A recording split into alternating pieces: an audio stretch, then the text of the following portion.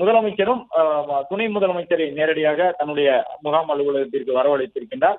துணை முதலமைச்சர் முகாம் அலுவலகத்தின் வாயிலில் நின்று பன்னீர்செல்வம், வைத்திலிங்கம் உள்ளிட்டவர்களுக்கு வணக்கம் கூறி வரவேற்று உள்ளே அழைத்து சென்றிருக்கின்றார். இந்த சந்திப்பு 25 நிமிடங்களாக நடைபெற்றுக் கொண்டிருக்கின்றது. இந்த சந்திப்பிலே பல்வேறு முக்கிய விஷயங்கள் பேசப்பட்டு வருகின்றன. பன்னீர்செல்வம் வெளியில் வந்த பிறகு செய்தியாளர்களை சந்திப்பதற்கான வாய்ப்புகள் குறைவாகவே இருக்கின்றன. அதே நேரம் இந்த சந்திப்பிற்கு பிறகாக திமுக தரப்பிலும் ஒரு சில கருத்துகள் சொல்லப்படும் என்று எதிர்பார்க்கப்படுகின்றது. எனவே பன்னீர்செல்வத்தை பொறுத்தவரை தற்பொழுது இருக்கக்கூடிய சூழ்நிலையில் அவர் திமுக ஆதரவு நிலைப்பாடு எடுப்பாரா அல்லது எடுத்து விட்டாரா என்பதெல்லாம் சற்று அவருடைய கடந்த கால அரசியல் நிலவரத்தை ஒப்பிட்டு பார்க்கும் பொழுது அது பொருந்தாத ஒன்றாகத்தான் தற்போதைய சூழ்நிலையில் அரசியல் ரீதியாக தெரியக்கூடும். ஆனால் தமிழக அரசியல் களத்தில் எப்போதும் எதுவும் நடக்கலாம். அதிலும் குறிப்பாக பன்னீர்செல்வம் போன்று முன்னாள் முதலமைச்சருக்கு ஒரு கட்சியினுடைய முழு கட்டுப்பாட்டை வைத்திருந்த நபருக்கு தற்பொழுது இருக்கக்கூடிய சூழ்நிலையில் தனக்கு கிடைக்கக்கூடிய கடைசி வாய்ப்பையேனும் அவர் பயன்படுத்தக்கூடும் என்பதையும் அரசியல் களத்தில் மறந்துவிடக் கூடாது என்று குறிப்பிடுகின்றார்கள். எனவே இந்த சந்திப்பில் முதலமைச்சரை அவர் சந்தித்து பேசி வரக்கூடிய நிலையில் நேரடியாக அவர் திமுக ஆதரவு நிலைப்பாட்டுக்கு 2026 சட்டமன்ற தேர்தலில் செல்லக்கூடுமா என்பதற்கான பதிலாக இந்த சந்திப்பெல்லாம் அமைந்து விடாது. அதற்கு இன்னும் காலம் இருக்கின்றன என்றாலும் கூட பன்னீர்செல்வத்தையும் பொறுத்தவரை அவ்வளவு எளிதாக இந்த சந்திப்பை அவர் அரசியல் நாகரிகத்தோடு மேற்கொண்டிருந்தாலும் திமுக ஆதரவு நிலைப்பாட்டுக்கு செல்லக்கூடிய அளவு அவருடைய அரசியல் பயணம் இதுவரை இருந்தது கிடையாது. இப்போதும் கூட அவர் அதிமுகவில் எழுந்திருக்கக்கூடிய இந்த மோதல் போக்கிற்கு தாங்கள் ஒரு சில உரிமை சார்ந்த விஷயங்களை முன்வைத்துதான் அதிமுகவிற்கு எதிராக கருத்துக்களை சொன்னோமே தவிர அதிமுகவில் தான் நாங்கள் எப்போதும் இருப்போம் என்ற கருத்தை பன்னீர்செல்வம் தொடர்ந்து கூறி வருகின்றார். நாங்கள் எப்பொழுதும் அதிமுக காரர்கள் தான், எப்படியும் 2026 சட்டமன்ற தேர்தலுக்கு முன்பாக அதிமுகவில் இணைந்து விடுவோம். அதிமுகவில் எனக்கு எந்த பொறுப்பும் வேண்டாம், ஒரு தொண்டனாக என்னை இணைத்துக் கொண்டால் போதும்.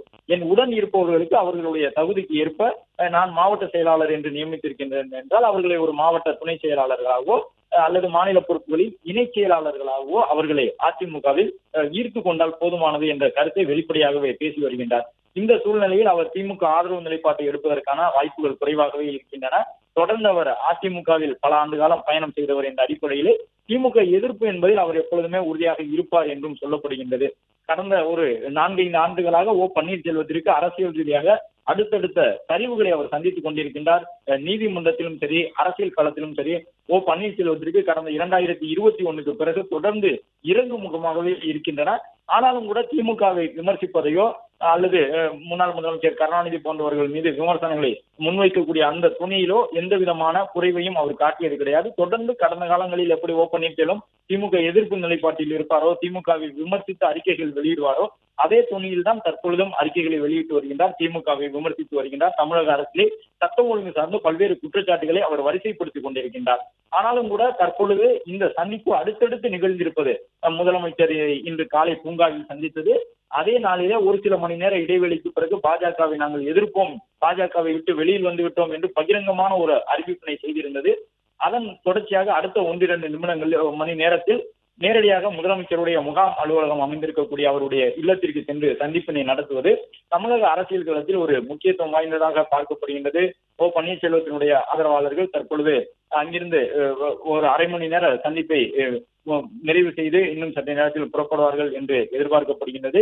இந்த சந்திப்பை பொறுத்தவரை திமுகவிற்கும் ஒரு முக்கியத்துவம் வாய்ந்த சந்திப்பாக பார்க்கப்படுகின்றது. ஏற்கனவே நாம் குறிப்பிட்டவாறு தேசிய ஜனநாயக கூட்டணியில் அதிமுக இணைந்த பிறகு அந்த கூட்டணி என்பது வலிமைப்பட்டிருக்கின்றது தமிழக அரசியல் களத்திலே. அது மட்டுமல்லாமல் எடப்பாடி பழனிசாமி அவர்கள் தொடர்ந்து சுற்றுப்பயணம் செய்து கொண்டிருக்கின்றார். அந்த சுற்றுப்பயணம் அதிமுக தொண்டர்களுக்கும் பாஜகவினருக்கும் ஒரு உற்சாகத்தை ஏற்படுத்தி இருக்கின்றது. தமிழக அளவிலே கடந்த தேர்தலில் எல்லாம் அதிமுக பாஜக இடையே காணப்படாத ஒரு இணக்கமான மனநிலை தற்பொழுது எழுந்திருக்கின்றது.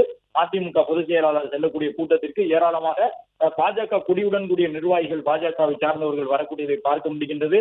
பிரதமரினுடைய தமிழக வருகையின் பொழுது அதிமுக கொடியுடன் கூடிய அதிமுக தொண்டர்கள் ஏராளமாக நின்று பிரதமரை வரவேற்றார்கள் என்று பார்க்கக்கூடிய சூழ்நிலையில் அதிமுக பாஜக இடையிலான அந்த கூட்டணி ஒரு இயற்கையான கூட்டணியாக பரிணாமம் பெற தொடங்கி இருக்கின்றது. தேர்தலுக்கு இன்னும் முழுமையாக 7 மாதங்கள் இருக்கின்றன. எனவே அந்த 7 மாதங்களுக்குள்ளாக அதிமுக பொதுச் செயலாளர் எடப்பாடி பழனிசாமி அல்லது பாஜகவினுடைய மாநில தலைவர் நயினார் நாகேந்திரன் போன்றவர்கள் பல ஆண்டுகளாக அரசியல் களத்தில் இருக்கக்கூடியவர்கள், தொண்டர்களுடைய மனநிலையை அறிந்தவர்கள். எனவே அவர்கள் இந்த 8 மாத காலத்தை ஆளும் கட்சிக்கு எதிராக கடுமையாக பயன்படுத்தக்கூடும். தங்களுடைய கூட்டணியை வலிமைப்படுத்தி தொண்டர்களை ஓரணியில் திரட்டுவதற்கான ஒரு வாய்ப்பு உண்டு. இவற்றையெல்லாம் அறிந்து வைத்திருக்கக்கூடிய திமுக தலைமை ஓ பன்னீர்செல்வத்திற்கு சற்று முக்கியத்துவம் தருவதற்கான வாய்ப்பு இருக்கும் என்று எதிர்பார்க்கப்பட்டது. அதே போன்று தற்பொழுது இந்த சந்திப்பையும் முதலமைச்சர் மேற்கொண்டிருக்கின்றார். ஓ பன்னீர்செல்வம் தரப்பினரை கேட்ட பொழுது இன்று காலை முதலமைச்சரை சந்தித்த பொழுது ஓ பன்னீர்செல்வம் நலம் விசாரித்தது உண்மைதான். சற்று நேரம் அவர்கள் 2 பேரும் பேசிக் கொண்டிருந்தார்கள். அப்பொழுது முதலமைச்சர் அவர்கள் ஓ பன்னீர்செல்வத்திடம் வீட்டுக்கு வாருங்கள் என்ற ஒரு அழைப்பினை விடுத்தார். அந்த அழைப்பை ஏற்றுக்கொண்டுதான் தற்பொழுது உட்லாண்ட்ஸ் ஹோட்டலில் இருந்து ராயப்பேட்டையில் இருந்து ஓ பன்னீர்செல்வம் பழக்குடையோடு முதலமைச்சரை சந்திக்க சென்றிருக்கின்றார் என்றும் ஓ பன்னீர்செல்வம் ஆதரவாளர்கள் கூறியிருக்கின்றார்கள். இந்த சந்திப்பு அரை மணி நேரத்தை கடந்திருக்கக்கூடிய நிலையில் ஓ பன்னீர்செல்வம் எடுத்திருக்கக்கூடிய நிலைப்பாட்டுக்கு முதலமைச்சர் கண்டிப்பாக வாழ்த்து தெரிவித்திருக்கக்கூடும். தன்னுடைய மகிழ்ச்சியை அவர் பரிமாறிக் கொண்டிருக்கக்கூடும். நாளைய தினம் முதலமைச்சர் பங்கேற்கக்கூடிய நிகழ்ச்சிகள் இருக்கின்றன சென்னையிலே. அந்த நிகழ்வுகளில் முதலமைச்சர் பேசும்பொழுது இதை சுட்டிக்காட்டக்கூடும். ஏனென்றால் முதலமைச்சரை பொறுத்தவரை எப்பொழுதுமே அதிமுக பாஜக கூட்டணி தொடர்பான கருத்துக்களை நகைச்சுவையோடு தான் பங்கேற்கக்கூடிய அரசியல் நிகழ்வுகளில் எடுத்து கூறுவார்.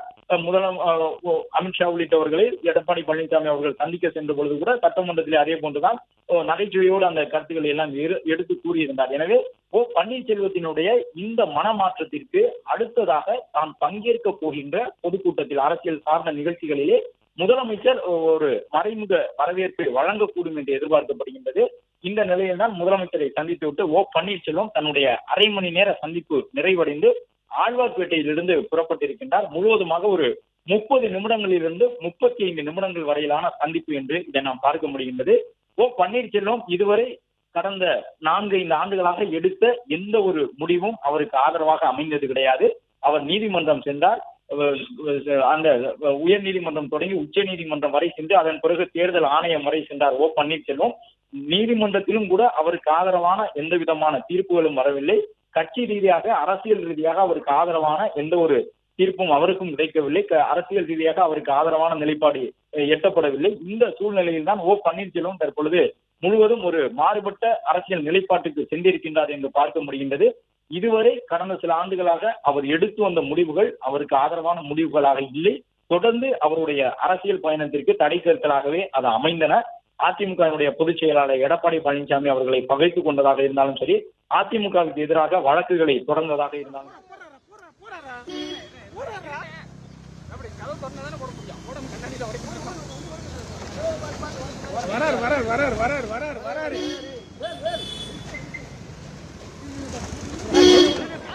நீ வாடா, நான் பாத்துக்கிறேன்டா. அவர் இறங்கிறது வேணும்டா, நீ வாடா கூட.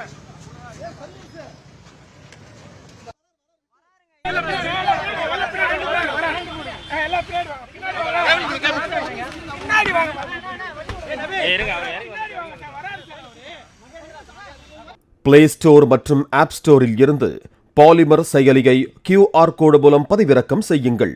செய்திகளை உடனுக்குடன் பெறுங்கள்.